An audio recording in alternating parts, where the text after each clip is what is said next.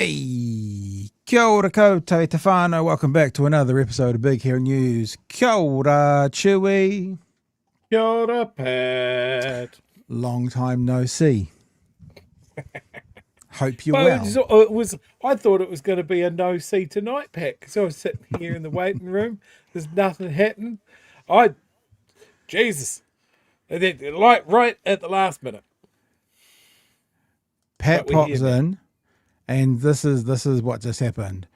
I popped into the waiting room. I said, "You ready to go?" She went, "Yep," and I pushed the theme. So that's our pre-show lineup for tonight. Production meeting.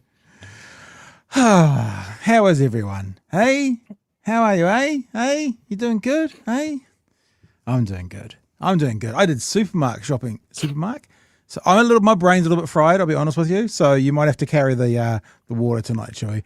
My brain's a little bit fried. We're in trouble then. We're in trouble. I did supermarket shopping today for the Christmas party. Whew, thank you, patrons. Just put it out there because and I went to Edu, the cafe that our event's being held at this week, or the event, partly our event, partly the New Zealand Nurses Organisation. And just a little bit of psyching out. Where are we going to do it? And if we had a camera, where could it go? I think we've sorted it all out. I think we've got I think we're ready. I think we're ready to go. Cool. And busy. Food shopped for about 2.5 hours today between two supermarkets. So yeah, that was a big one. Tonight on the show, local MP Ingrid Leary, local for us. Ingrid Leary plus ChatGPT equals you look surprised. You don't know the story, Chewie? Well, we would have covered it in the production meeting, obviously, but we didn't. But why is an MP using ChatGPT to work out questions? It's a very embarrassing moment. We'll play it all out to you. Mikey, what's Mikey's surname? Havoc. What's his name? Mikey Shepherd. Mikey Havoc. Mikey and the Munch Makers. Did the classic line up, and I'm going to ask you a question I know the answer to. Oh, you didn't give me the right answer. Well, it's fair enough too. If you fudge it, mate, expect to get caught. Mariameno Kapa-Kingi has made news today again. An injunction filed against not against Te Pāti Māori, but against John Tamihere. There's not too much to show about that. We'll highlight it because I think, Chewie, officially there is either tomorrow or the next day is the Te Pāti Māori AGM. So could be fireworks in those AGMs if that is the case. And also David Seymour, Chlöe, Swarbrick on Big Herald News this morning. They were going at it. It's a good one. And also, of course, the biggest news story in New Zealand today is the Costa story and the stepping down from his public service job.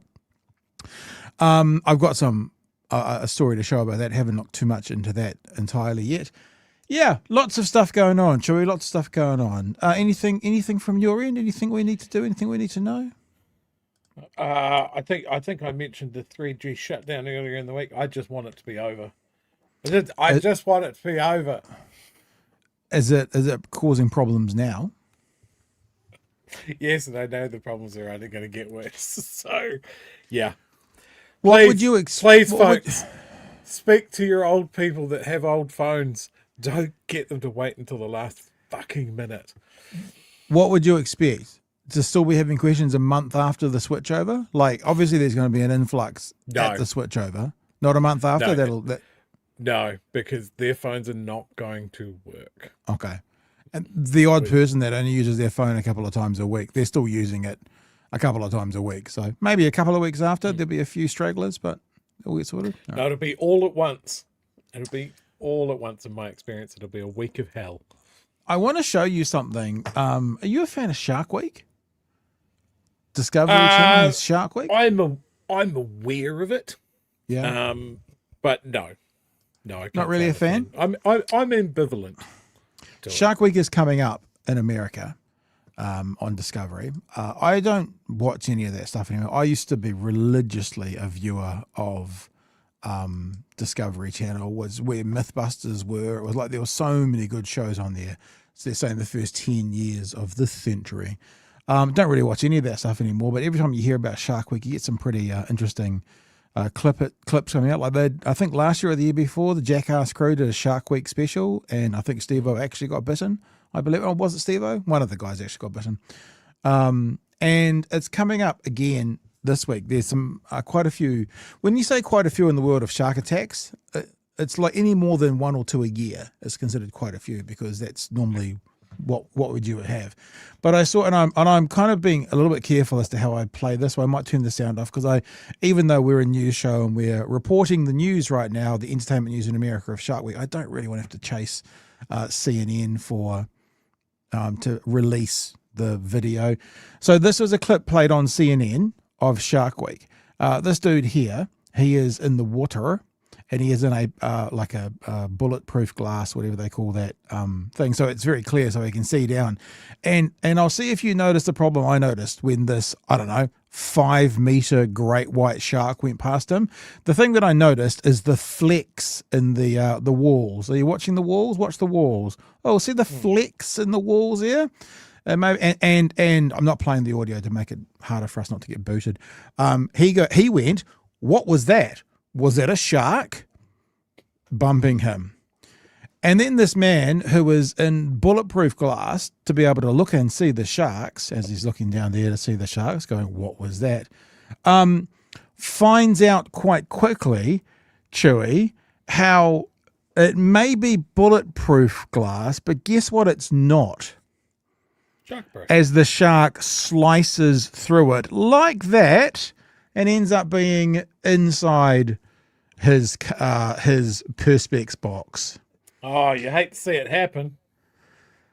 My money's on the shark. My money's on the shark. It was a draw because he swam away from it. But, 5-meter great white shark versus a cellophane, basically a man wrapped in cellophane, like you'd take your lunch to school. And the shark went, okay, I'll have a piece of that. Just sliced through it with its nose. I don't know what they thought they were going to achieve. But yeah, did you ever have, when you were a kid, they called them bait catchers. We used to catch sprats in them, and they were cylinders, and they were clear plastic, and they had two ends on them where the sprats could swim in, but they had like a tapered end, and they couldn't swim out. That's basically what he was in. He was in a human sprat catcher, and the shark went, "Oh, that's a tasty looking sprat. I'll just slice straight through it." I saw that today and went, my reaction was like, "Holy crap, that's a big thing." So, assuming we're still broadcasting and haven't been kicked off the interwebs by Discovery right now, we'll keep going. Yeah. Sorry, Chewie. I've spent my entire life trying to be in places where sharks aren't. And I plan to continue doing that. Do you know there's no such thing as a phobia of sharks? Do you know that? This is not a joke. There's no such thing as a phobia of sharks. Yeah, there is a phobia of very deep water, though. Yeah. But I don't like the concept of like really deep water. It's funny, because as a kid, I spent my summer in the water, and I spent a fair bit of time in Fiji in my teenage years, and you'd go out to the reef and just jump off and get going. I think about jumping off the boat in the open ocean now, and I'm like, whoa. But the point I was making is the reason there's no phobia of sharks is phobias in and of themselves are fear of things that you shouldn't really be scared of. And you should be scared of sharks. So there's no phobia. There's phobias of spiders, and there's phobias of drowning in a car, and there's phobias of the outdoors. So the things that you're not supposed to be scared of, they can become phobias. Just in case you weren't aware, you're supposed to be scared of sharks. They don't make good playmates. They don't make good playmates. They like to slice through that bulletproof glass. So, which MPs are we feeding to sharks? Well, I assume this is the direction we're going in. Should we just start with an MP who kind of fed herself to the sharks today? Local MP, lovely lady, our former broadcaster, Ingrid Leary, has been... I actually don't think there's a problem using AI and ChatGPT for your job. There is a problem, though, if you use it to try and make questions that sound more like you. If the prompt you're giving to AI is, can you make these questions sound more like Ingrid Leary, and you are Ingrid Leary, I think that's a problem. And I also think it's a problem that if you're going to use AI, you deny it to only have to walk it back hours later. Oh, That's a problem as well. AI can be a tool that can be used as a search engine, as a hint, as a helper for stuff. Sure, fine. I don't think it shows particularly intelligent political nous if you're just using it to form your questions to try and get them to sound like you. Don't believe me, Whānau? Yes, Joe, you first. Now I'll say, here we go. Don't use ChatGPT as a search engine. It's not what it is. It's a lie machine. Here we go. A ChatGPT blunder has left a Labour MP red-faced. Ingrid Leary admitted using the AI chatbot to suggest questions to put to the Seniors Minister, only to email the same questions to the Minister by mistake. But as political editor Mikey Sherman explains, it wasn't the only email slip-up at Parliament this week. Oh, the other thing, when you get caught out in a lie and then you have to backtrack it, just from the big Hearing News PR spin department, don't have your excuse also be, oh yeah, but other people do it as well. Yeah, that's not a good comeback after you've just lied about it, being caught out in it. That's not a good comeback. Just so you know, right? You want some PR help, politicians out there? Don't do that. Scrutiny Week sees dozens of ministers and top-level officials front up to be grilled by MPs. It's been pretty intense. We've all been working really hard. Yeah, pretty busy.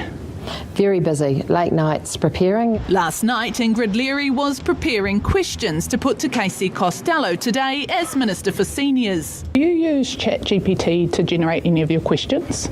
I do not directly use ChatGPT to ask questions. Do you use AI to help generate questions? I use AI to help me analyse documents. I formulate my own questions. And yet One News has obtained an email by the Labour MP with what appears to be ChatGPT prompts, including a whopping 20 questions, promising sharper, more specific and more prosecutorial question sets tailored to Leary's personal style. So something you shouldn't do in your job when you're trying to find a chink in the armour of the opposing whatever is go, hey, AI, can you help me find that gap and then prompt the question I asked to sound more like me, so therefore I have plausible deniability. Well, this is how Ingrid Leary always asks the questions. Of course it sounds like me because it's me. It's not ChatGPT. So obviously it's not the first time anyone has sent the wrong email to the wrong person. I'm sure we've all done it, and that moment you kind of do everything you can to take it back, and you can't. But when you get asked that question, do you use ChatGPT? The answer, if you're using it, is yes. Because do you think that this is just by chance? Isn't that a weird and random question out of the blue with no prompting for me to be asked? That's because Mikey knew the answer to the question. And then you have to walk it back. And then you look foolish. Would you like to offer any thoughts, Chewie, before I push play for the rest of the story? That's just so dumb. Yeah. Like, I was just sitting there, like, Mikey Sherman standing there asking you the question. The first thing that should go through your head is, oh shit, Mikey knows something. Yeah. Like, that's 101 right there. Yeah. Like, it's not scandalous in itself. No, I agree. This is not the political scandal of the century, but this is just such a dumb, unforced error, which just she's had to walk it back and make herself look dumb. Well, the thing that it is, right? The thing that it is having to walk it back because you lied to a reporter. That's bad, right? Because anytime you can be seen as not being truthful, that adds to a narrative where you can be not trusted because in the past you haven't been truthful. And look, I can see everybody in the chat saying, is this really news? Or there's one down there saying it's not really news. I can't see what it was. Anyway, they've gone through. Just hang on, just one thing. Just one thing. Wait, one thing. Then you can go. If this was someone in government who had done this, if this was Nicole McKee, who had sent the wrong email, and we would be all over it. So I'm sorry if people don't want to see us pointing out when someone in Labor needs to you should be freaking embarrassed. This is bad, but it's what we do. We call balls and strikes. Chewie. Yeah, it's not a career-ending mistake, but I think there are a couple of reasons why you would look at this. Is A, it's embarrassing. B, it's a very small insight about how our elected leaders may be using AI, with all the criticisms and pitfalls that AI has. AI is a lie machine. It is trained to give you an answer that you want, whether it's true or not. And I think I have serious questions why an elected representative needs a machine to ask a question of Casey Costello. Like, it's not a high bar. There's not a high bar to be able to win that.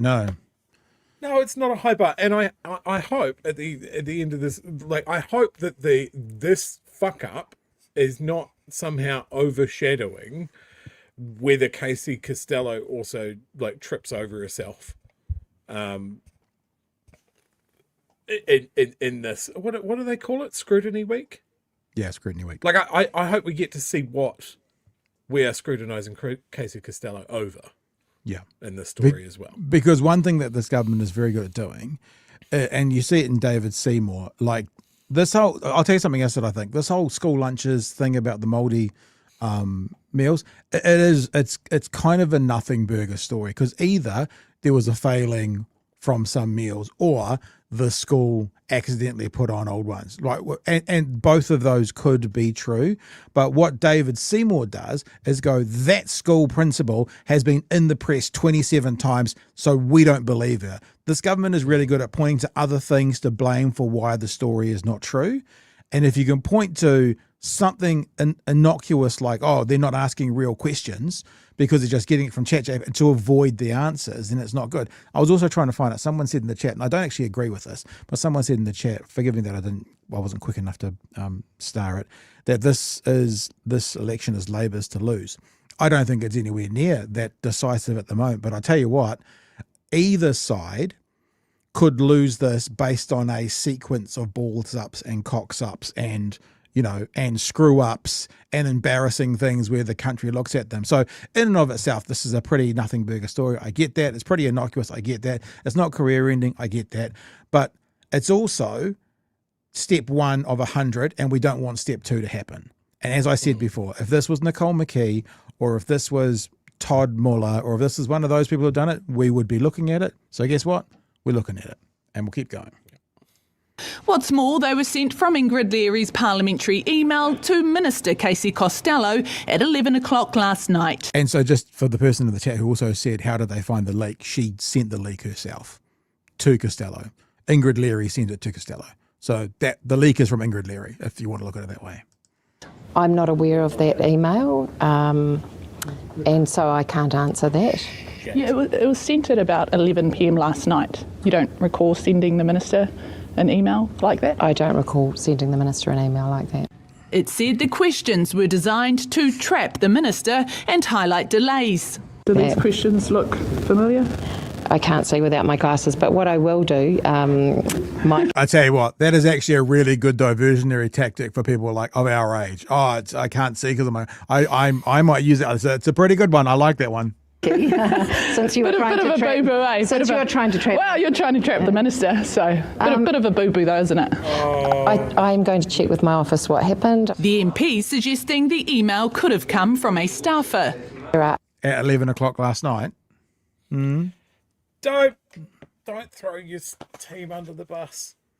We'll keep going. Alpha.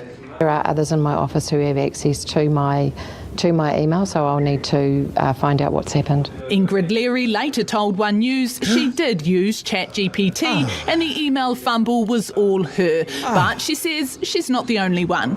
It would be a misstep. I can also say that I have received documents that were sent in error from Minister Ducey's office this week, which would have been a misstep from him. These types of things happen. The Minister's office confirming a staffer sent a mental health plan meant for stakeholders to all EAs at Parliament, proving the email gaffe isn't uncommon. Mikey Sherman, One News. Look, I mean, for the people in the chat right now saying this is a bit of a nothing story, it is a bit of a nothing story, but it is also indicative of, well, it's not indicative. Indicative implies it's constant. It's an example, hopefully just a one-off, of a mistake poorly handled by an MP. Because the mistake was the email. Poorly handled was denying it, and the MP was Ingrid Leary. The other question, though, we could go down, Chewie, which I haven't really thought too much of, but we all talk about AI being the replacement for things, and how we decided and chose to have an authentic musician make our theme tune, etc., etc., etc. Hi, Brendan. So we chose to go down that path. Maybe this is quite a minor thing. But what about a PA or an advisor's role who would be, let's formulate some questions together, being not needed because you're using AI? Could that be a part of this question as well? Why are we taking jobs away from advisors? Or is it the flip side? Oh, we got too many of those bureaucrat advisors in Parliament anyway. I don't know. Just another little thought on the side, I guess. Yeah. Look, we're looking at it. It's not a career-ending thing, but no. I think the thing is that the natural reaction of Ingrid was wrong. Like, have your shields up around the media all the time, and realize that if they're asking you a question, they already know the answer. And if it's a really specific question. Like that was like really specific and completely, like if they asked you a question on your portfolio that made sense, sure, maybe not. But like, why are we talking to Ingrid Leary about politicians using ChatGPT to formulate questions? A pretty specific question.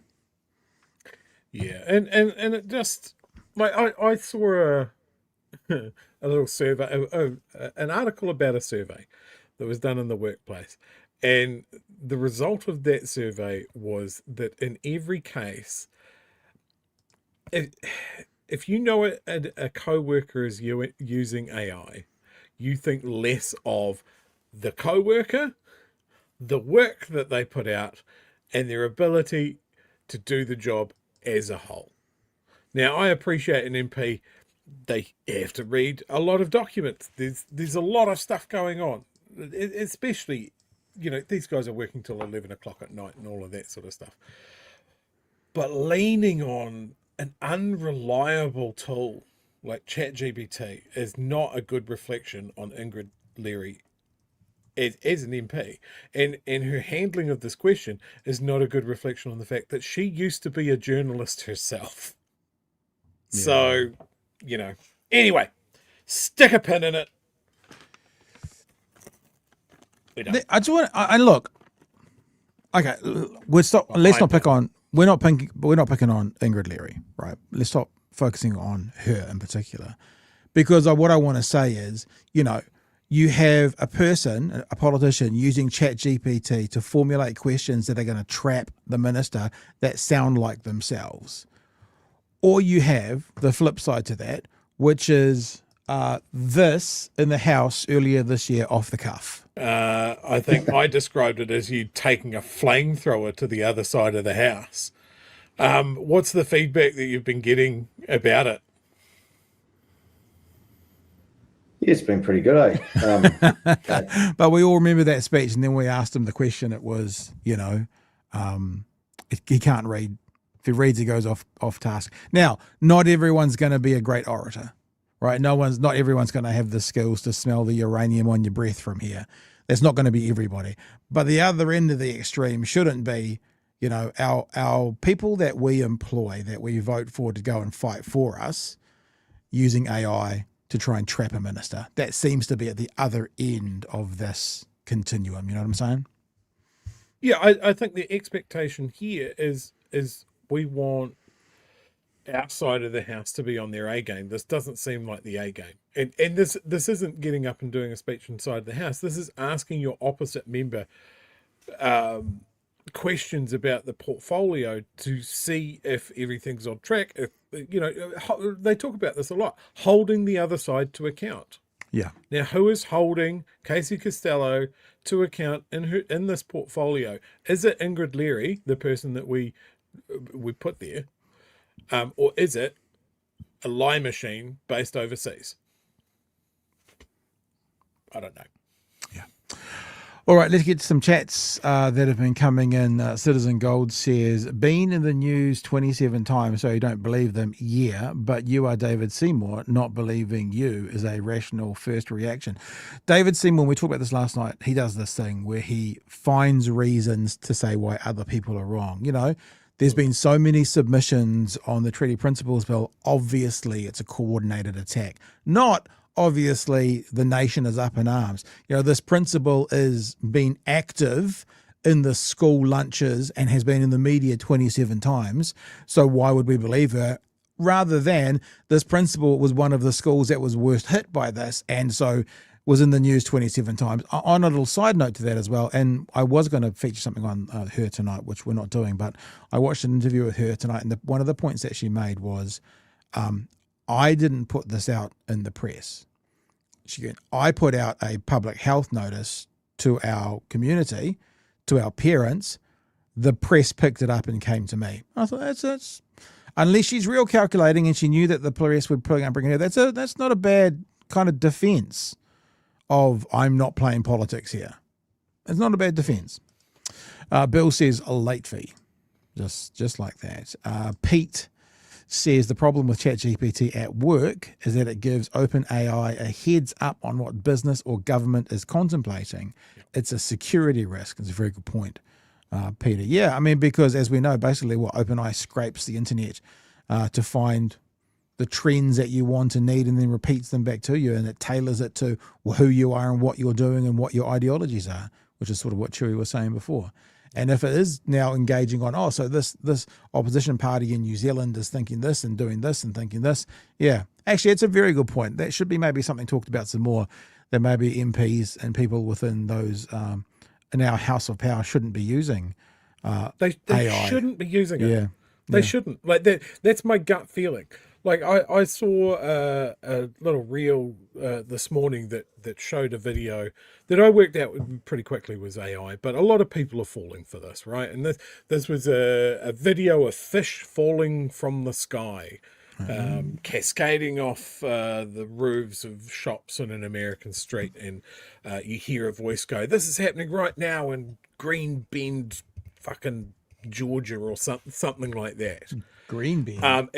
And then the guy came on and said, "Look, you've all picked this as an AI video, sure, but there are tons of people that haven't, and the conversations that they're having about this is, no, this is real. I checked." How did they check? Because we can tell that, like, you could see the fish not necessarily coming off the roof, but coming out of the roof. Yeah. Right? Really, really clearly. And then it turns out what people had done to verify that this was real and cement their opinion that, yes, I can believe my eyes, this is real, is that they fucking Googled it. Is it true that fish rain from the sky in this place? Now, of course, at the moment, if you do a Google search, you get an AI summary at the top. And it says, yes, this is true. This happened. What's our reference? It loops back to the video. So you have an AI video that someone's put out there, and the AI version of Google is saying it's true by referring back to the AI video. And then people are going, yeah, so I did my due diligence. I checked Google. We are becoming stupider by the day. And it is because AI is a lie machine. It's interesting, actually, because fish do fall from the sky. There is a genuine phenomenon happens. where it does that happen. That happens. Yeah, but look, let me just show that's what you're saying. So it's basically saying, this is the AI overview, because I just typed fish falling from the sky to find that video that you mentioned. So it talks about the rare meteorological phenomenon caused by waterspouts, which are tornadic columns of water that form over bodies of water. These waterspouts can suck fish up and other small aquatic creatures into the air, carry them for miles before they fall back to earth when the waterspout weakens. So it does happen, but then as Chewie is saying, showing you right now, then it uses this as an example of it happening. And it's not, and it's fake. So this is the thing, though, is that people are now having to use incredible levels of critical thought, or they have to be able to pick an AI video that are getting better by the week, getting more realistic. And sure, at the moment, it's something like, there's fish raining from the sky in this place. The next thing is, there's a country has invaded another country. Here's a video of a war crime. Here's something that the president said. That sort of thing. And people are going to verify whether that is true or not. And they're going to run headfirst into another AI summary. And I realise we've spun out from a really small story about Ingrid Leary leaning on ChatGPT to a much bigger whole of society issue. But AI should be rejected in all cases by government, preferably by news media, although they're having to lean on it at the moment because they're getting fucking culled to shit. It's just... But here's the question, just sticking with this for a second, seeing we've sort of opened it up. We can't ignore it. This is like ignoring electricity when it went to the farm sheds because these are all the problems with it. We can't ignore AI. It's here now. It's embedded in everything. So what do we do to harness it, if anything? Because we can't just go, don't use it, because that's literally not going to happen ever anywhere in the world. Politicians are going to use it. Businesses are using it. Technology companies are embedding it in their software. So it's going to be around us and it's going to be used. So what do we need to do to live in this new world rather than go, not going to use it, shouldn't be involved with it? You know what I mean? Because I don't think that's actually possible. Well, what I'm doing, Pat, is I'm building an EMP in my basement. I know that from Ocean's 12, an EMP. Hey, Look, pull the plug. Take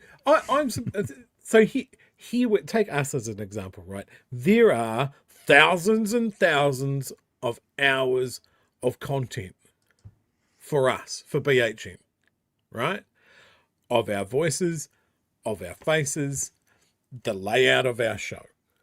You can point a fucking AI model at our YouTube channel and tell it to make us say whatever we want. Is that not fucking terrifying? Anybody that has enough of their voice, of their words online, like a world leader, can now be deep-faked, AI'd to say anything they want. And there are people out there that this technology is so new and so unknown to them that they won't spot it. Yeah. Now, I see people, not super common at this stage, but I have had comments from people, including my own mother, who have seen a video where Christopher Luxon and Winston Peters are touting an investment scheme. And she's like, they can't do that, can they? And I was like, no, they can't. And they haven't. But she didn't pick it. People will fall for this. I've had customers that have given away money to this thing because Christopher Luxon said it was a good deal, and he's a good businessman, don't you know? He ran an airline. This shit worries me, and your point of like you can't put the toothpaste back in the tube is true, but I don't think AI should be a consumer level product. Because there are no guardrails on it. I cannot wait for the AI bubble to pop. It is going to wipe out some people that need to be absolutely wiped out.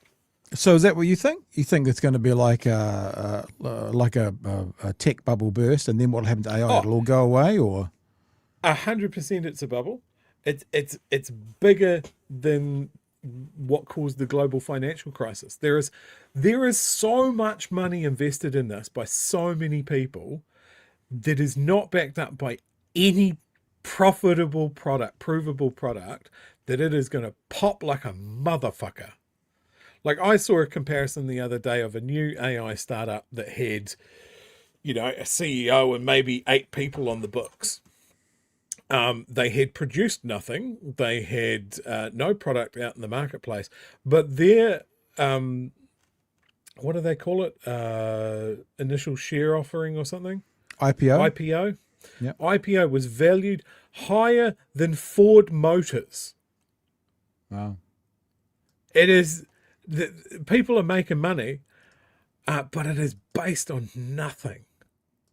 It is going to pop and it is going to just wipe out people that came in. The people that made heaps of money, they'll get out first. They can see it. I think Peter Thiel's already see it. He liquidated a whole bunch of his AI stocks the other week. But people like this motherfucker are going to be pumping it as just a Ponzi scheme for people to pour money in. They'll get their money out first. They'll be fine. But it is going to wipe out the middle and the bottom. It's like crypto, eh? It's like the people who go in and who have the initial setup and that, they can all make a ton of cash, and then the other, you know, million people lose their $200 each. Do you remember NFTs? Speaking People of, made money from those. the BHN crypto coin will be up in 2026. Chewie. It's called ChewCoin. Why does it get your name? Always stealing the limelight. Sheesh. Or you can buy Patcoin. We'll see which is a little more valuable. They'll take the Chewie one, and I know. This is us halfway through our chats. Oops, late fee, says Bubba. Citizen says 381 days at most of this farcical excuse of a government. Lock in ender. Super Mark Mitchell shopping. And then there's another one here, which is a question for us. Do we want to answer this now? I need to probably. No, I'd say that question for a bit later. Okay. Yep. Yeah. All right. Oh dear.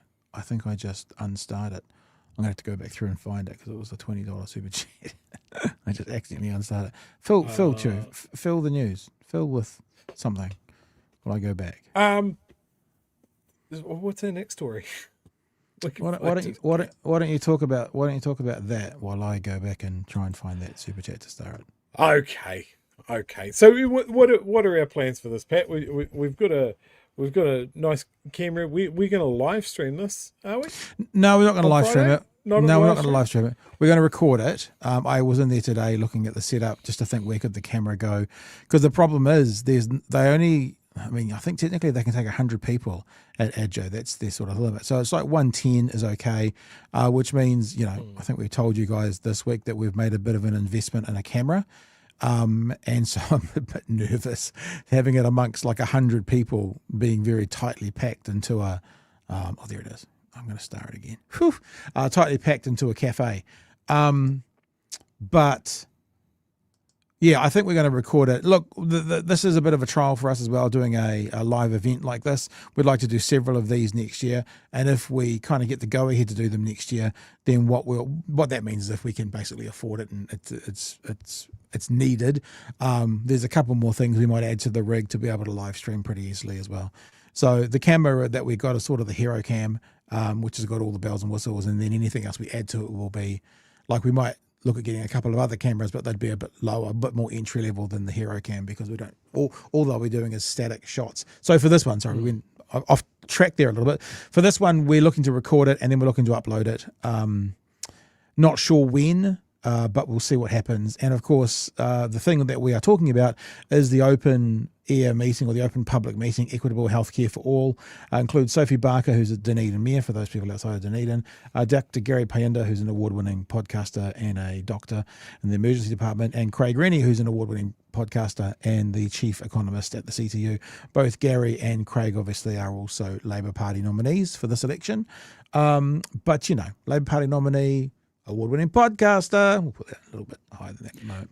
And look, I think it's worth pointing out why this is important to have this here in Dunedin.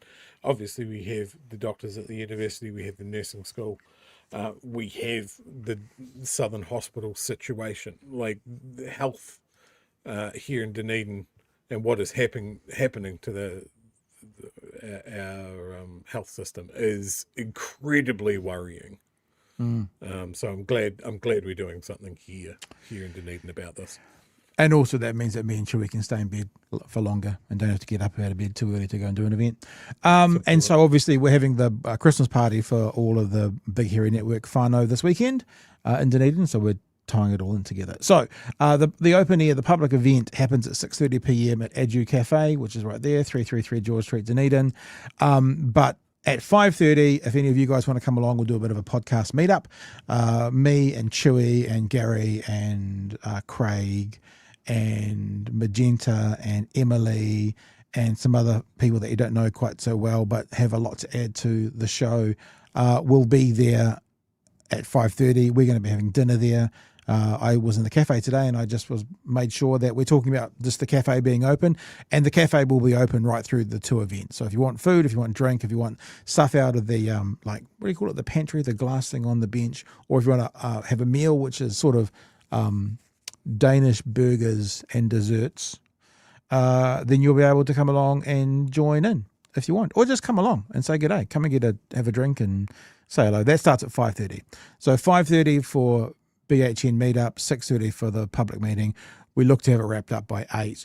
We've said to them, and we'll say we'll be out by 8:30, meaning if we finish at 8, there might be a few more cabinet. Thanks, Donna. A few clean up, put the camera away and yada, yada, yada, yada. So that's about it. So, hopefully we'll see some of you guys there as well. I did think as well, Chewie, today, I got contacted by the Labour Party and they said, hey, Chippy's just sorting out his end of year conversations. Do you guys want him at the end of the year? And I went, yep. So we've got Chippy booked in the 18th, 17th, Tuesday, the 16th of December. So our last week is the 15th to 18th of December. And we've got Chippy booked in for the Tuesday night. And probably it's about time to start asking you guys fan favourites, because there's only really 3 nights that we're going to have people on, and Chippy's one of them already. So there's the Monday and the Wednesday, fan favourites. And thinking about people who, how do we put it nicely? This is not a bad thing, but who are maybe more difficult to get. Because I know, for example, Tanya will be a fan favourite for obvious reasons. And totally cool to have Tanya on in one of those 3 nights if that's what you guys want. But time to start thinking about fan favourites. I mean, Monday and Wednesday of that week, we can have some the week before as well. And David Seymour says, well, yeah, he'd be a favourite. I'd love to have David Seymour. Might be quite a fun interview for the end of the year, though, if we did have that one. Chippy with Chewie on Tuesday. Did I just see that go past? That's very funny. Yes, you did. Past. That was, there we go. Chippy booked on Tuesday with Pat and Chewie. Very good. Chewie Tuesday. So, yeah, just think about it. Chewie, you can give it on the chat if anyone mentions any names if you want. I've seen Chlöe flow past there a few times, but start thinking about it. We might start looking more seriously next week, because next week is a normal week, and then the following week is our last week. All right.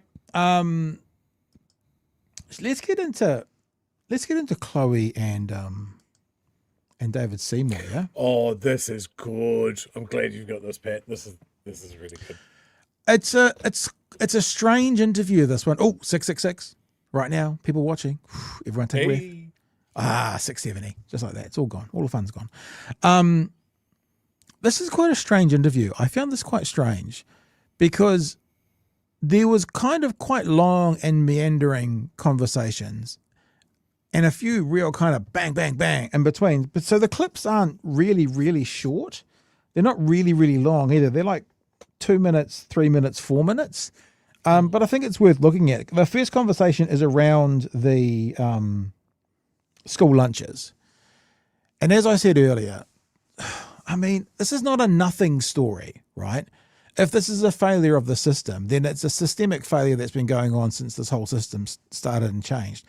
But David Seymour having, organisations backing him up, saying this is the most likely scenario, and the principal going, absolutely not. It's like the principal's got video footage, they reckon, but they can't release it.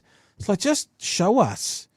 Just show us. I saw TVNZ speaking to the principal this morning, and TVNZ requested to see the footage and agreed that they'd see it but not show it, just so they could see it, and they still said no.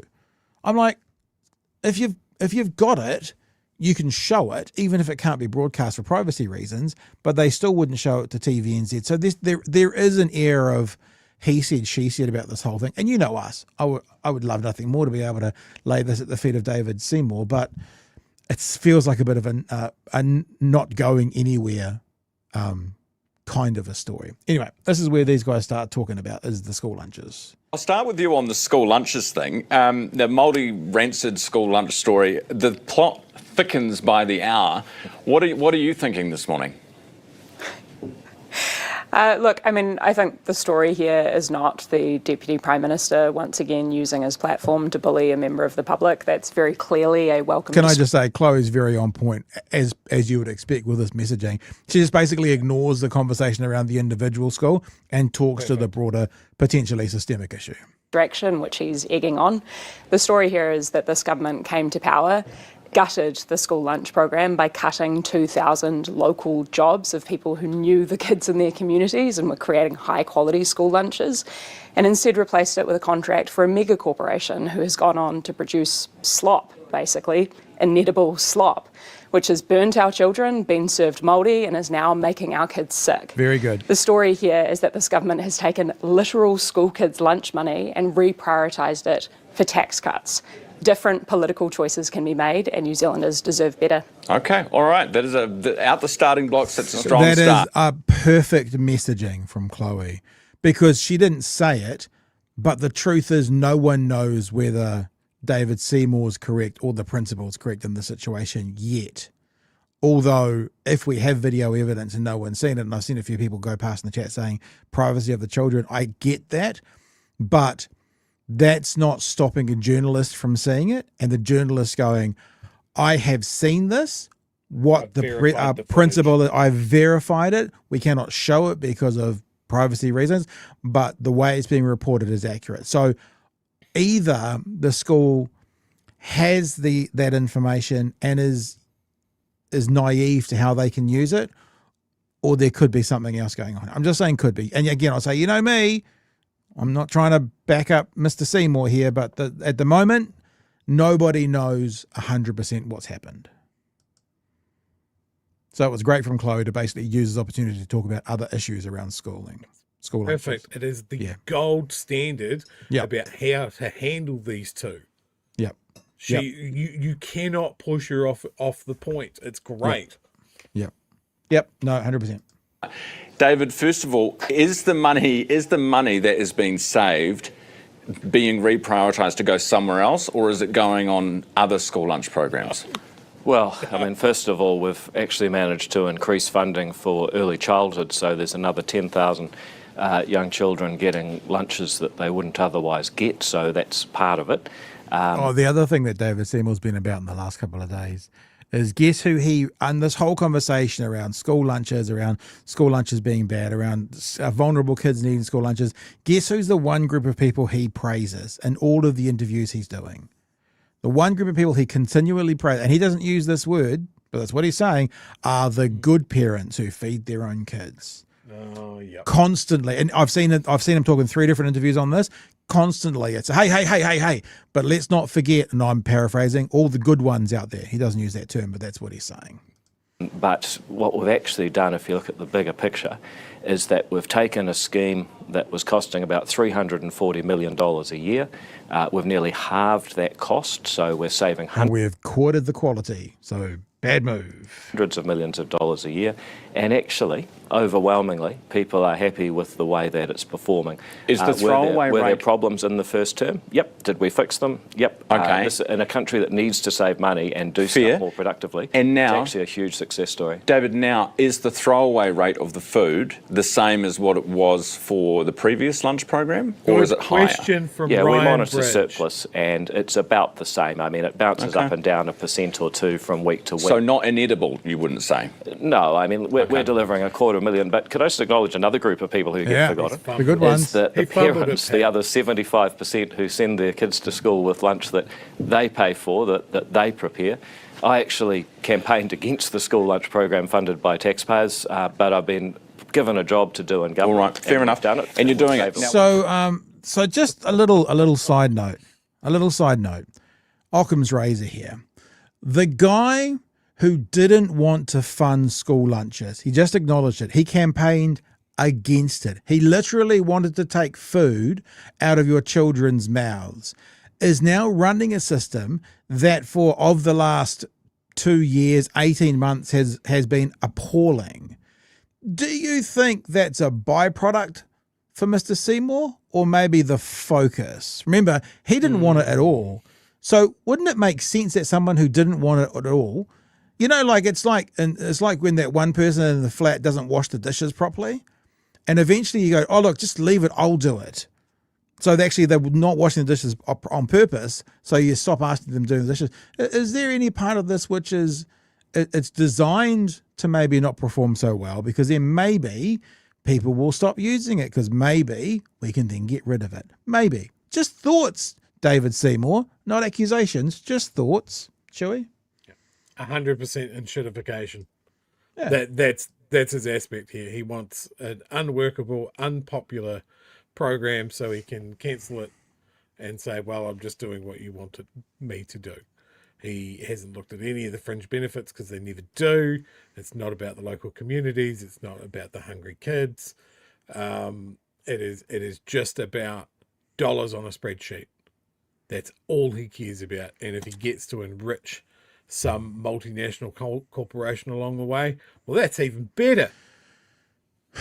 If they've halved the money they're spending, but the quality and the uptake is 1/10 what it was, then that's a bad financial decision.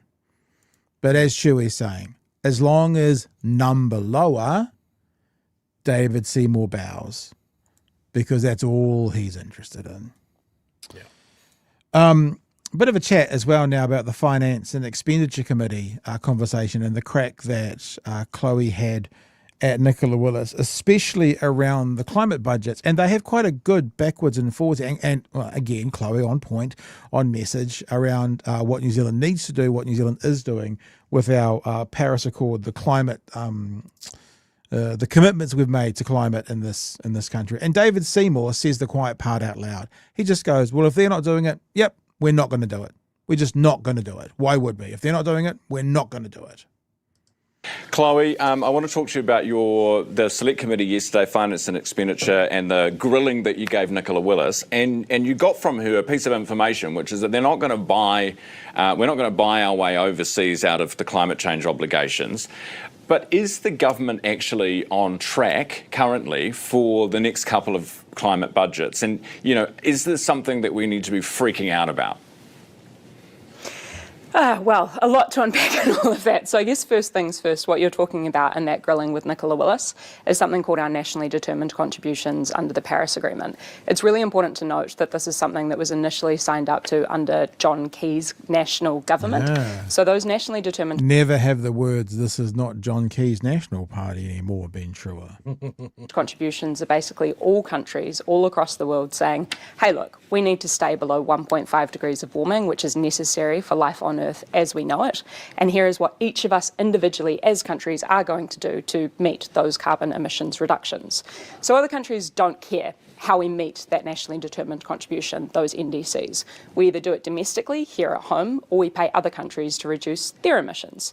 Long story short, basically because successive governments have kicked the can down the road on this issue, we knew back when actually James Shaw was the Minister for Climate Change that we were going to have to rely on working with other countries to reduce their emissions, as well as doing everything that we can do here domestically at home. However, since this government has come to power, they of course have shredded climate action, which has increased the liability for us to pay other countries to reduce their emissions, because this government is refusing to do that here at home. So what happened at the Select Committee yesterday is I got on the public record that our Minister of Finance, in line with the Minister of Climate Change and our Prime Minister, have all committed to meeting the Paris Agreement nationally determined contribution. What that means is we have a commitment to meet it. And they are showing through their actions that we're not going to meet that domestically, which entails that we must therefore be paying other countries to meet that NDC. David, where does this... I'm confused. Nuance, explanation, history of this, what we need to do, what we're going to do, right? That's Chlöe. Seymour? Nuh-uh. That's his move. because there's a Ministry for the Environment report that was out just 2 days ago now, and it says that we are on track to reach 2050 net zero goals. The next two emissions budgets will be met. If you look at our emissions overall in the last year, they've actually come down. So I'm confused. We're hearing that we're not good, but then we're hearing from the Ministry of the Environment that maybe we are. What's going on? Well, it's pretty simple. New Zealand is not going to win any friends internationally or at home by killing our own economy in order to satisfy some target that other countries themselves are not actually pursuing seriously. New Zealand is not going to win any friends by accepting and running with that clean green image, the 100% pure image that we are known for. I think a little bit on the dodge, but are known for from around the world. New Zealand is not going to win any friends by being focused on the environment and nature over profit. That's literally what he's saying. I would like to put that to the tourism minister and see what they would have to say about that, because I think that's one of the reasons, the exact reasons, why New Zealand and how New Zealand wins international friends. By some target that other countries themselves are not actually pursuing seriously. We will do what the rest of the world does, but we're not going to send New Zealand farmers and New Zealand industry and New Zealand jobs overseas to pursue, frankly, a political goal. So that's as simple as that. You seem to be saying that we're not going to go ahead and do the Paris thing. If it's going to cost us. If others aren't doing it, then we won't do it either. That's right. I mean, we are not going to be the last people at the party, because that is A, bad for the economy, and B, bad for the environment. Chlöe, does that contradict what Nick... How, just out of interest, missed question, Mr. Bridge, how would being the last people at the party, meaning the only ones who are still trying to adhere to a decrease of climate emitting gases, etc., how would that being the last one at the party trying to achieve that be bad for the environment? Because I don't know if you said that at the end when Ryan started talking over it. He says it would be bad for the economy and bad for the environment, being that person. Listen again and then we'll let it go into Chlöe. It is A, bad for the economy, and B, bad for the environment. Chlöe, does that contradict what Nicola told you yesterday? It is a basket of contradictions, and the Minister of Finance contradicted herself in her own answers, let alone the stand up to the media after that select committee. But if I can just go back to that point that was being made just then about our farmers. Farmers are among those hit first and worst by climate change because of the fact that climate change contributes obviously to increasing frequency and severity of climate change charged weather events, but also it ultimately contributes to an atmosphere which means less predictability when it comes to our food growing capacity. So actually ensuring that we are investing in the just transition for our farmers is about building resilience and ensuring that we can grow high quality good food into the and yet future. Somehow New climate Zealand's change, I also need to know, is a cost of living disaster. Out of business in order to achieve that goal. No one is saying that. In fact, what the Green Party has consistently shown is how we I don't think you're the right moving person to tell farmers what they need. All right, Jesus. Well, you wait for the last clip though. So it's building, and the last clip is about National and New Zealand First voting against the Regulatory Standards Bill, and then it all goes off. It's fantastic. But before we get there, Chewie,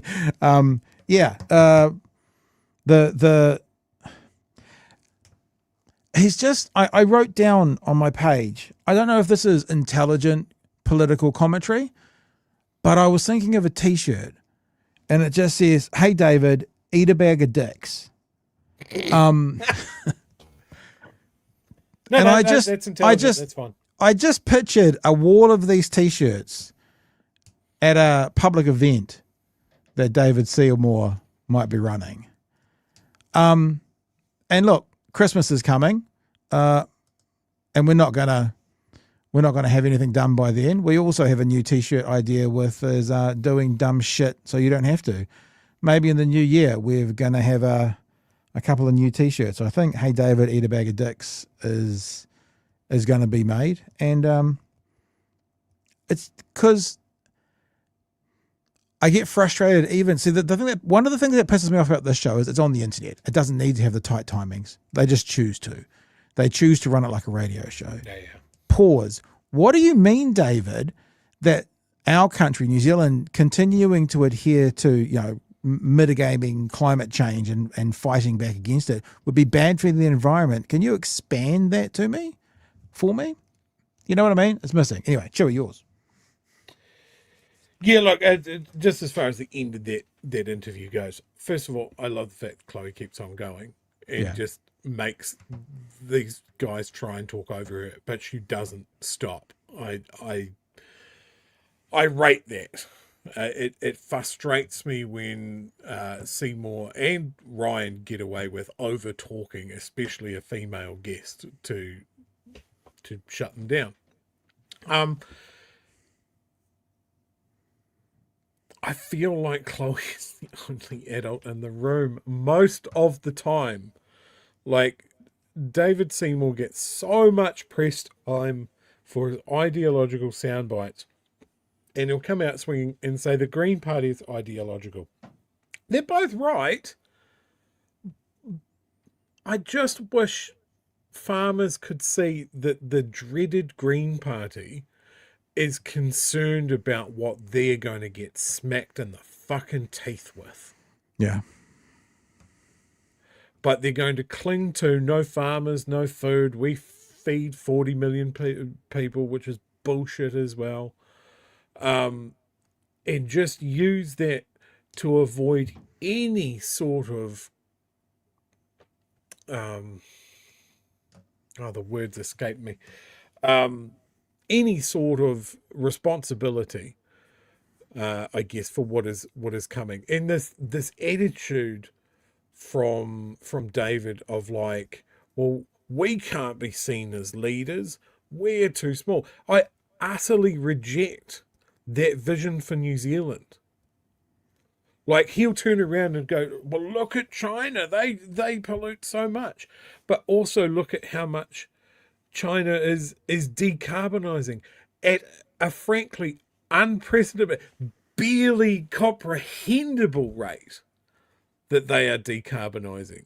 And we're just sitting here going, yeah, we can't do anything about the cows because of the milk solid prices. And I'm sorry, I've got a sign out.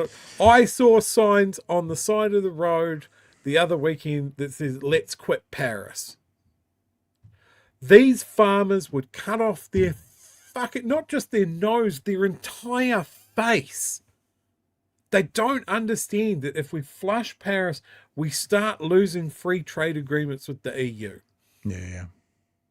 Their markets start closing. There are consequences. There are immediate financial consequences for the country. There are diplomatic fallouts from this decision. And there is the bill that the climate is going to make us pay.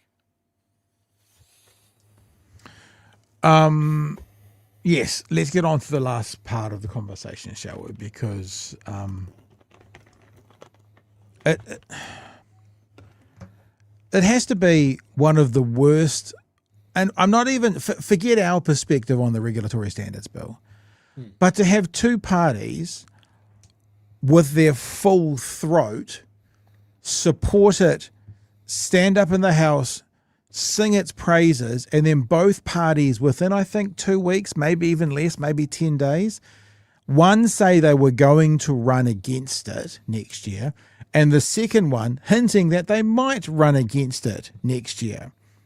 This has to be one of the worst political pieces of legislation ever. Now, I'm not actually saying, I mean, it's worse for lots of other reasons, but I'm just like, the embarrassment that this does. Imagine someone in America, imagine a Democrat voting for something, standing up, and they had to be elected, and then 2 weeks later they were talking against it.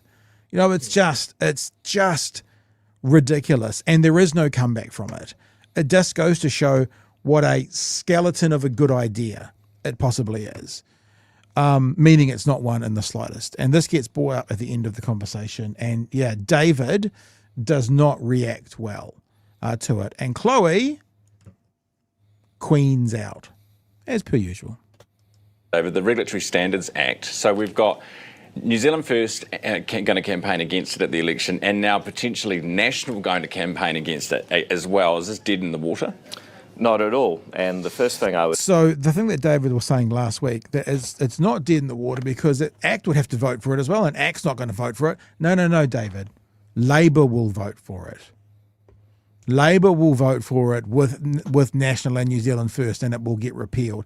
For some reason, and I'm sure he does know, so I don't know why he's quite doing this, he keeps talking about this is not dead in the water because ACT is not going to support these other two parties.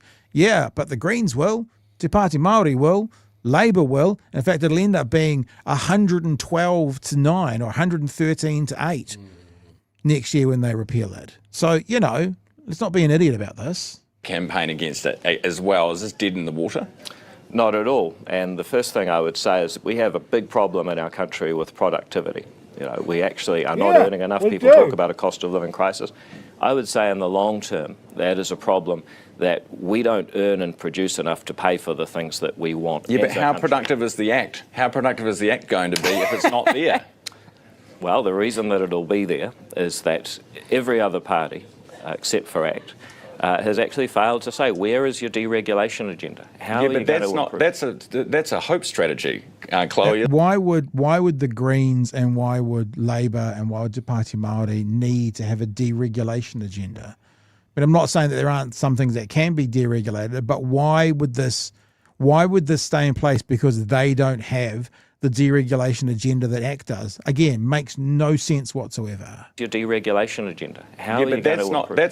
That's a hope strategy, Chlöe, isn't it? That's not going to keep the bill there. Just a second. This is, the productivity and the quality of regulation in New Zealand are important topics. No, I get it. I don't know if you've ever watched a sport, Chewie, and on the sideline when the reserve is about to come on, like for the last 20 minutes of the game, they're amped and they're bouncing and they're actually staying warm and they're getting ready to go in.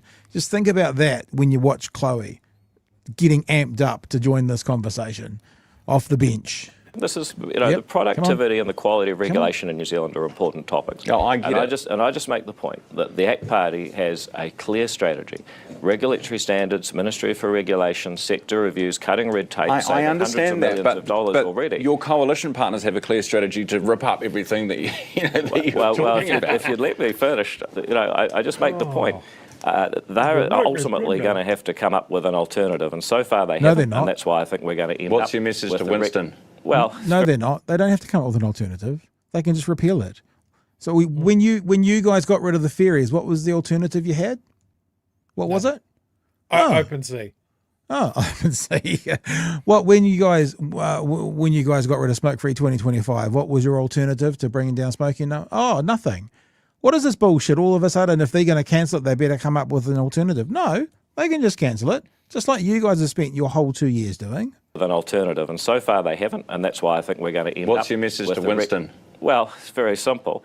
This country needs to raise productivity, it needs to cut red tape. The Regulatory Standards Act is the way that our government is committed to doing that. If people want to present an alternative, they can, but nobody else is talking about how you get red tape and regulation down so we can get wages up. That's what we're going to do. What are you seeing when you look at this squabble? Yeah, look, the Regulatory Standards Act is basically one of two things. If you're to listen to David's own Ministry of Regulation, it's new yellow tape. It is duplicative, it is a waste of time, and in a nutshell, it is not going to do anything meaningful to actually address the issues that we are facing. If you're to take David's own diagnosis of regulation, people can look at the regulatory impact statement that's on the public record. At the other end of the spectrum, if you're to listen to legal experts, to environmental experts or otherwise, you'll see that it is potentially a sidelining of community, of conservation, of climate considerations, all to provide a fast track for prioritising the interests of corporations and of those who own things. So in a nutshell, it was also overwhelmingly opposed by 90% of New Zealanders. I need to prioritise some corporations right now and pay some bills by doing some ads. I didn't notice that. Only the people who made submissions, 90% of Zealand, only the ones who made submissions, the ones who voted, and you might say the ones who voted, they made submissions, only 90% of them. Because that means, Chewie, there was only like 150,000. There's still like 5.3 million, and they're all on my side. So that's only the ones who did submissions. to prioritise actually, some people corporations that right made a now submission. and pay some bills by doing It's some not New ads. Zealand. Appreciate you both being on the Thank you. show this morning as always. Chloe, thank you for being with us from Wellington. Chloe Swarbrick from the Greens Thank you. and David Seymour from ACT. What an enormous, wet, soppy, floppy cock David Seymour seemed to be in that interview. Just the little in the background as Chloe's just listing facts. He's the first one to go contest me in the marketplace of ideas, but all he's got in the background, he sounded like a fucking Hillman hunter on a cold day.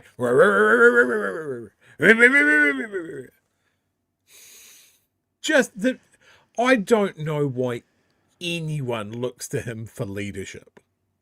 It's the least inspiring human we've got in that building, and that's saying something. Has he got his cookie yet? Wow. Interesting conversation to be had. So, the cookie was supposed to turn up to Wellington today. I'm just being very careful with the image I've got here that there's no identifying information. I don't see anything. I think it's fine. And it turned up quite late in the day to our army in Wellington. But I do like what I see. And what I see is a note on the top of the cookie that says, "Dear David, we noticed you were very dismissive of the number of schools signing on to rangatira. We assume that now it's over 1,500. You'd be happy to eat your own words. Please find enclosed an opportunity to do so with a delicious cookie." Mwah. Now, in saying that, you know, it's very interesting, and we've said this earlier tonight already, how the one thing David Seymour does is he blames everything else or he dismisses everything else. You know, it's only the people who made submissions, 90%, only them. So whereas if you said to him, well, you've only got 8% of the vote, so you actually should shut the fuck up and sit in the corner. Oh, no, they're the ones who came out and voted. And, you know, it's his own, he uses the narrative to what he wants. I can give you a little bit of a poll.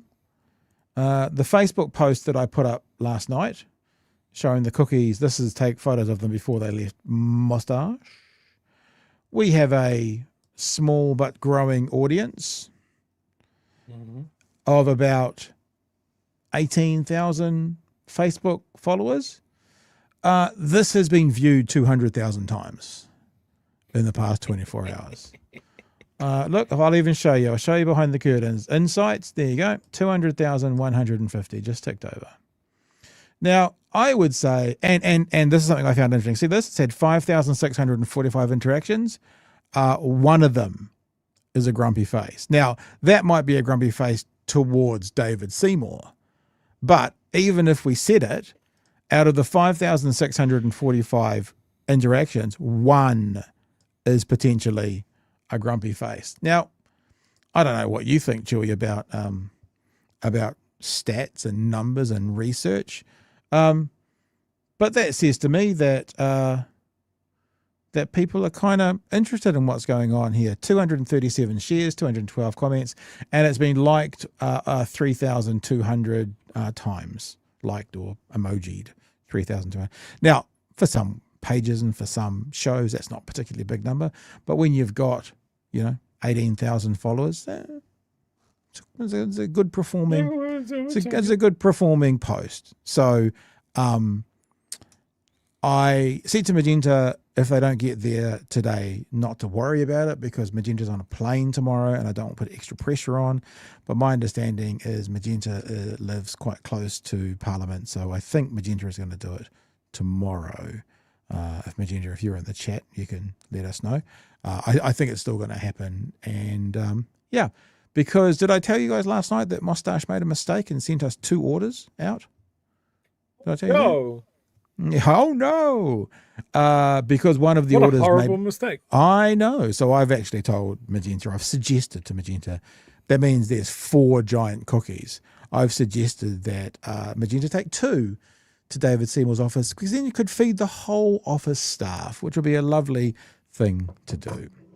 So, there you go. Magenta, I've been here the whole time. Thank you, Magenta. And hopefully will be some video footage, and we'll find out about that tomorrow. Well, I'll say one thing. You'll find out about that tomorrow, Chewie, because I'm not going to be here.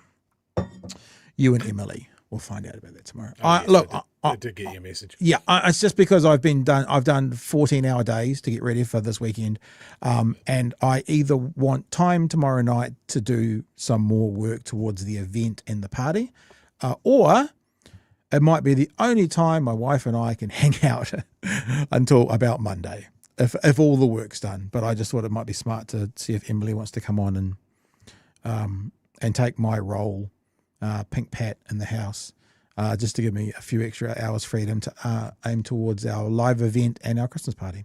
So yes, unless of course it makes the news and it breaks the news, and I'm and BHN is the lead story on One News for the terrorist attack on Parliament via Cookiegate.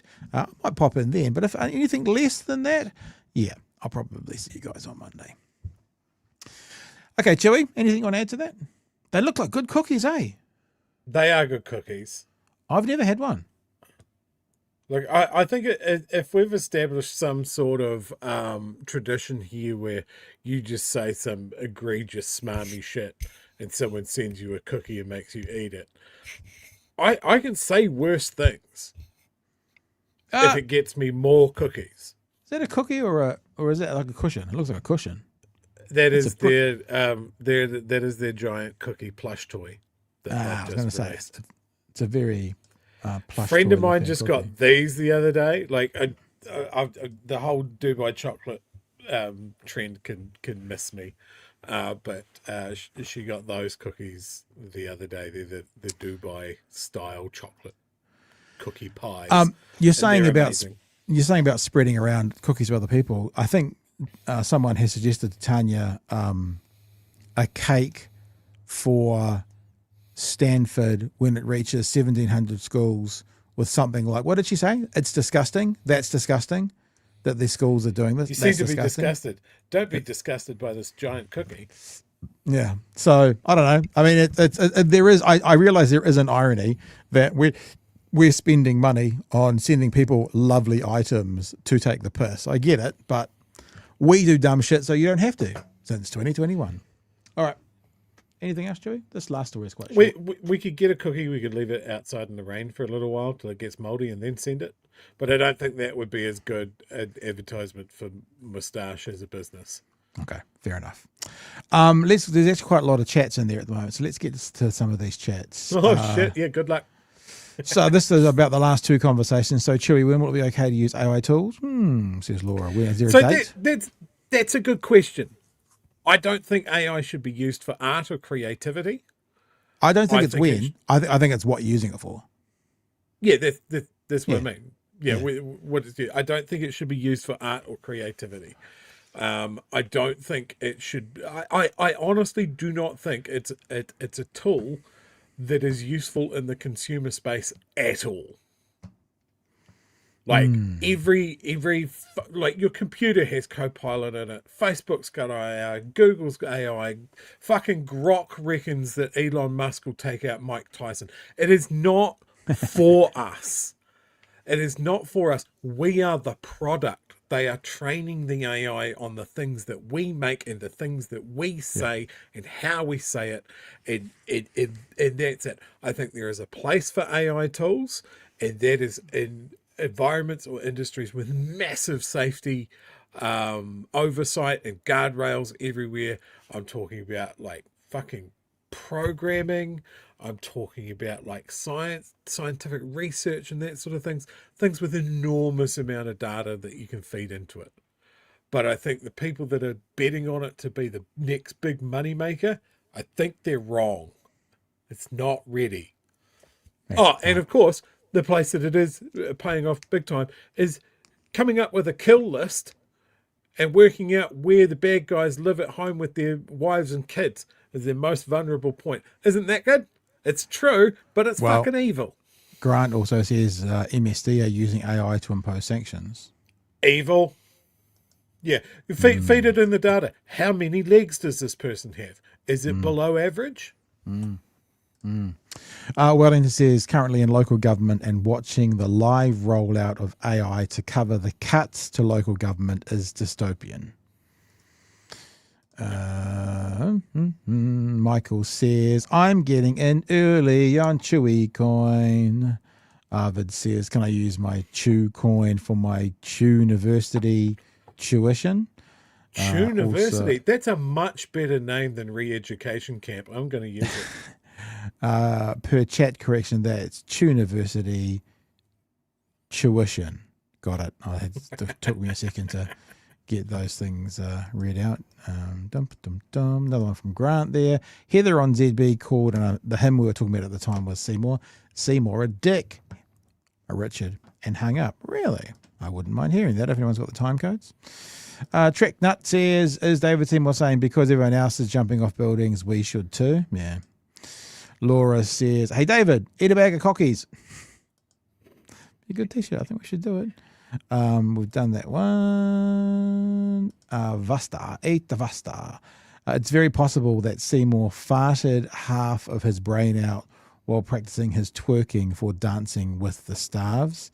And Ava's trying to get rid of me with a $2 paid leave. That's not going to get me very far. Mind you, I forgot to plug in the EV tonight. What a dick. I was going to say, with the EV. Oakley dokley, what about that question now? Do you want to ask that question now? You said leave it for later. We've just talked about stuff. Yeah, go on. Right. Thank you for the very generous super chat. Just wanting Pat and Chewie's opinion in regards to Simon Watts on Scrutiny Week. He really fumbled when he explained planned council amalgamation for Wellington and local water done well, including water bills. How would you pronounce that first name? Eric? Is it Eric? Rader. Eric Rader. Eric. Yeah. Eric. Simon, I don't think he's fumbled it. The thing about Simon Watts that you need to consider, Eric, is that he is an intellectual titan. And it's impossible for him to fumble a question because of that enormous intelligence. No, I think it's because Simon Watts is an idiot. And this policy of the getting rid of the regional councils is not developed. It's not thought out. They have literally just barfed out this policy, and people are going quite correctly, what does this mean? How is it going to work? Why are we doing it? All very sensible questions, and nobody's got any fucking answers because they've thrown this into the discussion cycle like a fucking hand grenade. And that's it. So I'm not surprised that he doesn't know. Nobody does. Why in all of his photos does he have this kind of crooked mouth thing going? Like up to the side, look, crooked mouth there, that one there, Invisible crooked fish mouth hook. up to the side, up here, look, crooked mouth.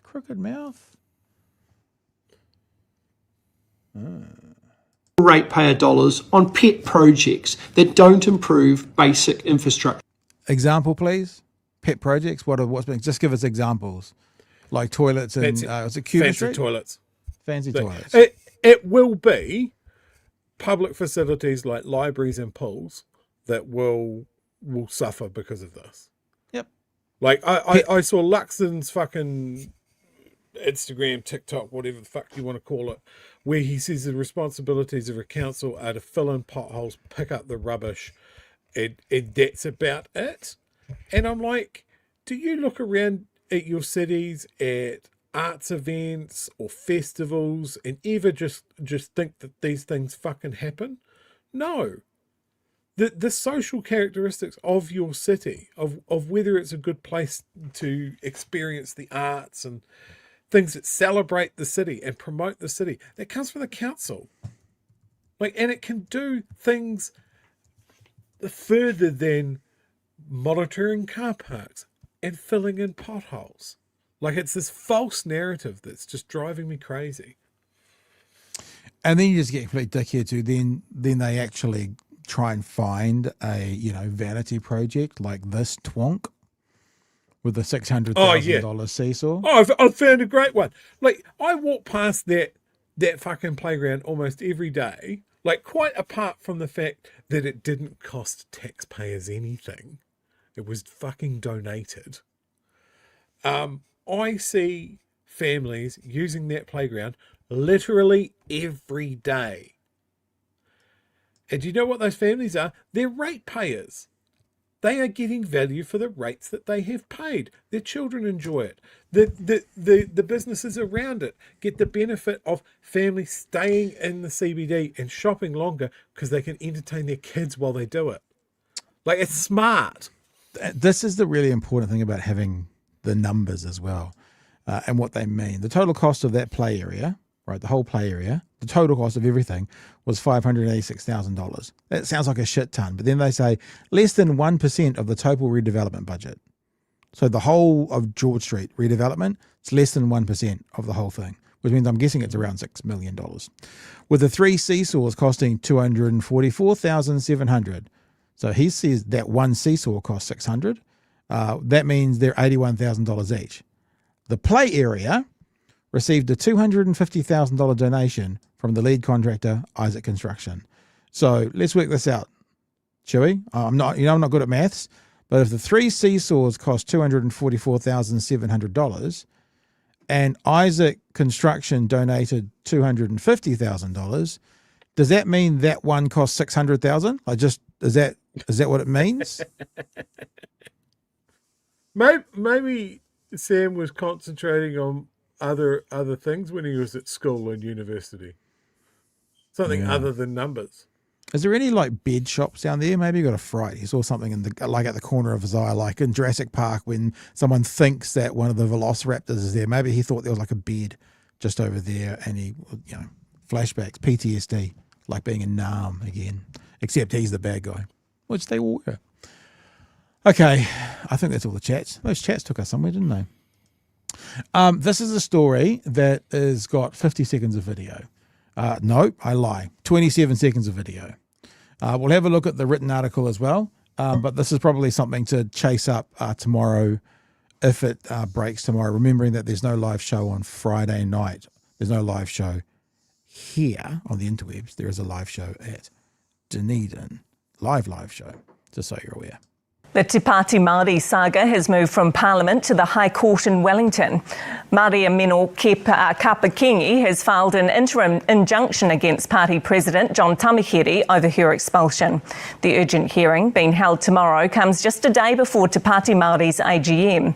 One News has been granted permission to film tomorrow's proceedings. So the proceedings in court are tomorrow.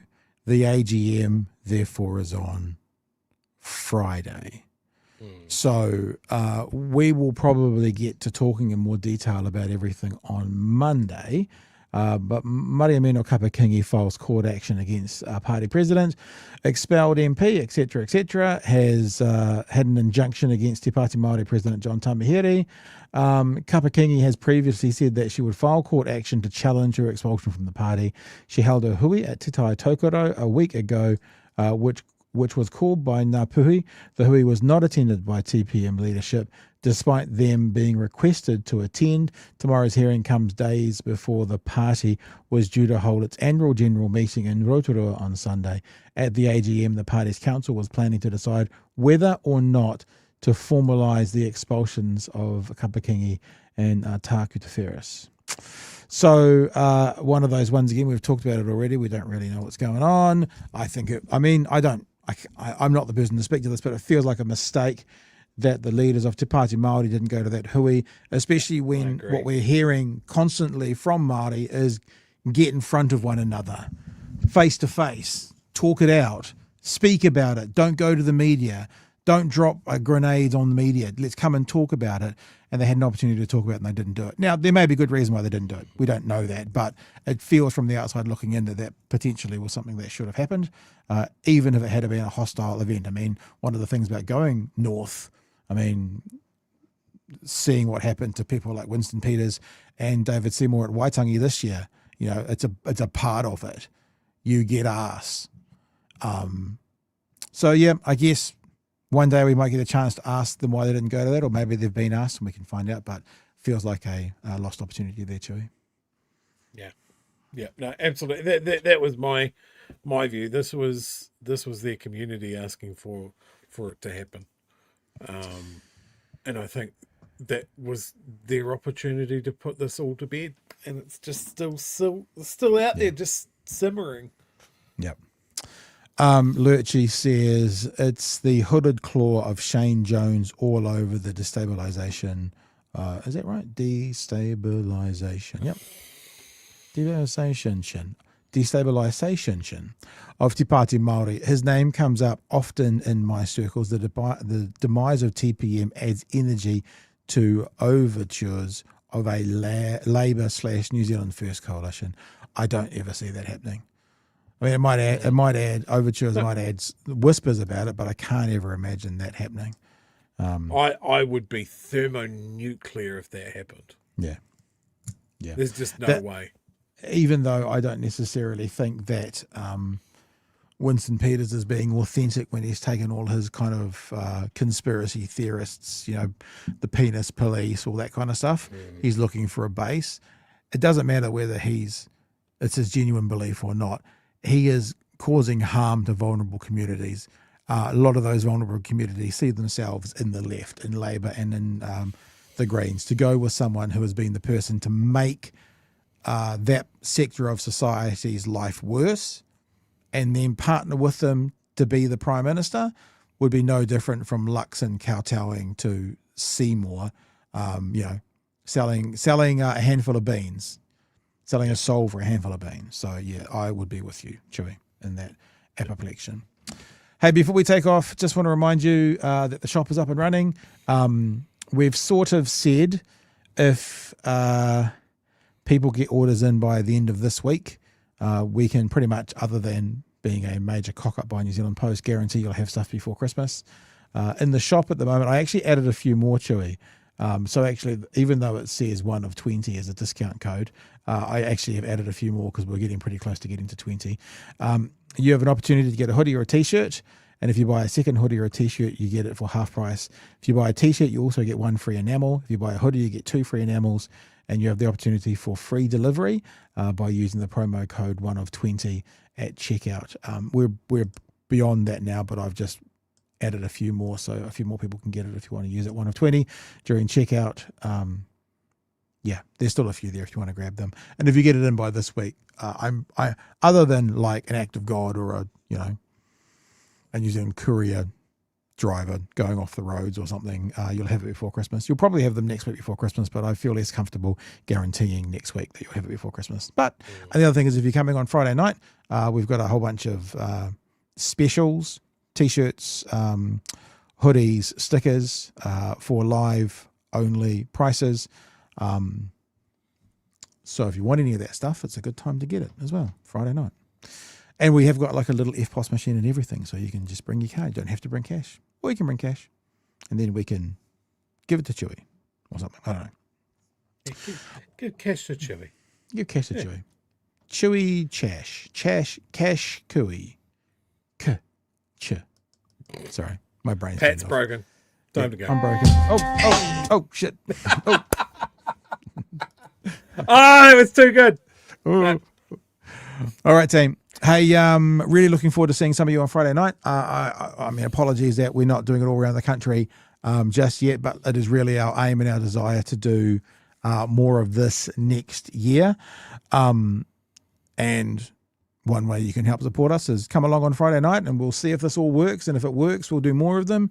Other way you can help us out is to get some merch or become a patron. We had a few more sign up today. I haven't looked at the official number, but we're probably at 495, trying to get to 500 before Christmas. And Chewie will be back tomorrow night with Emily, unless, of course, something happens with Cookiegate and it goes thermonuclear. And I'll be back from Monday night. And we'll let you know on Monday night what we're doing with the footage from Friday night, because we're not entirely sure yet, but we'll definitely have it up at some stage, sometime for everyone to check out. All right, whānau, be safe, be well, and we will see you Monday night, and Chewie will see you tomorrow night.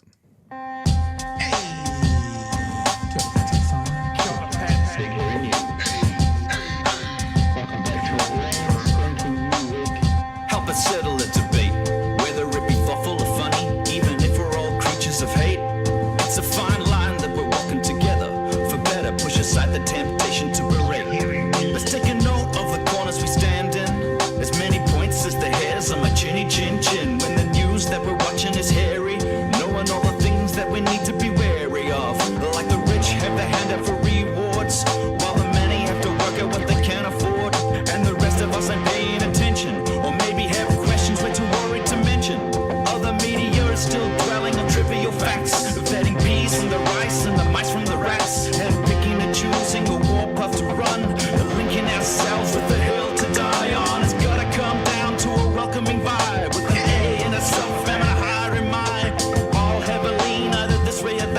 Got those instructions, Chewie? You need to have a beer for mealworms for you.